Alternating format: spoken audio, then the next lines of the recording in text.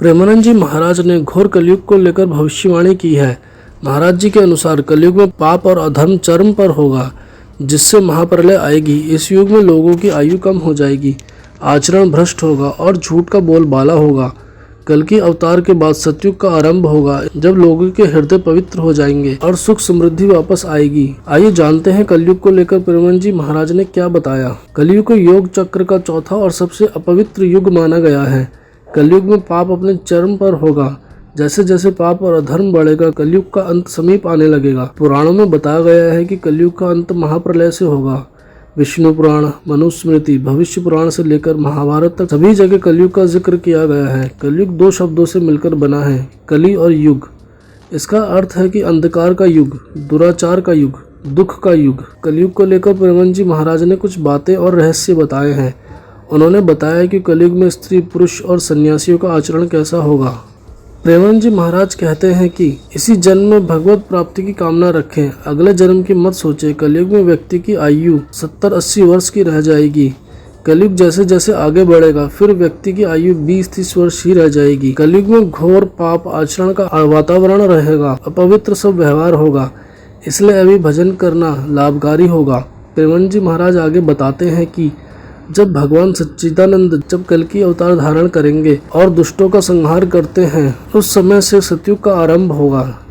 जब सब डाकुओं का संहार हो चुका होगा, तब नगर की और देश की सारी प्रजा का हृदय पवित्रता से भर जाएगा, क्योंकि भगवान कल्कि के शरीर में लगे हुए अंग राज स्पर्श पाकर पवित्र वायु का उनसे स्पर्श करेगी। भगवान की श्री विग्रह की दिव्य गंध संपूर्ण लोगों को निष्पाप कर देगी।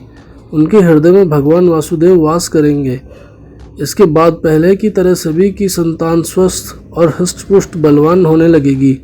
जिस समय चंद्रमा, सूर्य और बृहस्पति एक साथ पुष्य नक्षत्र के प्रथम चरण में प्रवेश करते हुए एक और राशि में आएंगे, उसी समय से सतयुग का आरंभ होगा। भगवान विष्णु जब श्री कृष्ण के रूप में प्रकट हुए और अपनी लीला करके परम धाम पधार गए, तब कलयुग का आरंभ हुआ। उसी समय मनुष्य की गति मति पाप की ओर बढ़ गई। जब तक भगवान अपने कमल चरणों से यहाँ पर रहे, तब तक कलयुग की ताकत नहीं थी कि वे प्रवेश करता। जब भगवान अंतर ध्यान हो गए, तब कलयुग का प्रारंभ हुआ।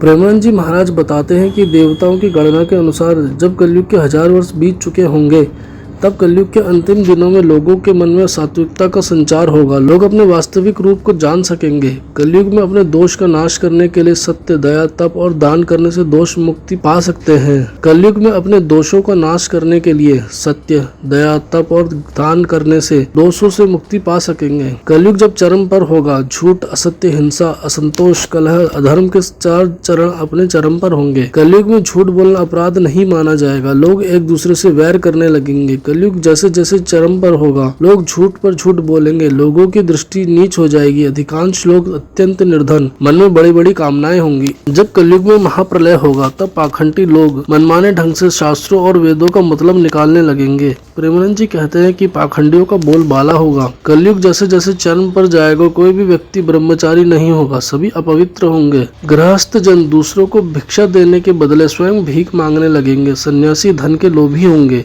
और वही धनी होंगे। महाराज जी ने आगे कहा कि कलयुग अपने चरम पर जैसे जैसे जाएगा, स्त्रियों का आकार छोटा होने लगेगा, स्त्रियों को संतान अधिक होने लगेंगी, महिलाएं अपवित्र आचरण करेंगी, महिलाओं का साहस बहुत बड़ा होगा। कलयुग में व्यापारी धोखाधड़ी करेंगे। व्यापारी वर्ग के लोग जिन रास्तों को संत गलत बताएंगे, उन्हीं रास्तों से धन कमाएंगे।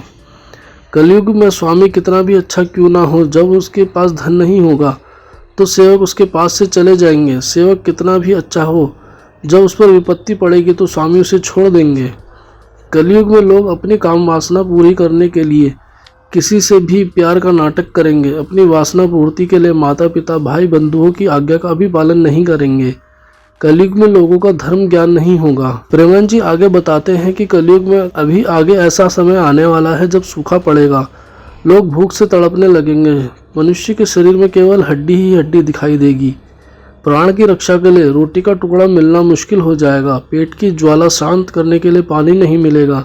सोने के लिए जमीन नहीं होगी। दाम्पत्य जीवन में स्नान और आभूषण पहनने तक की सुविधा नहीं होगी। लोगों की आकृति पिशाच जैसी हो जाएगी। कलयुग में धन संपत्ति के लिए भाई भाई में लड़ाई होगी।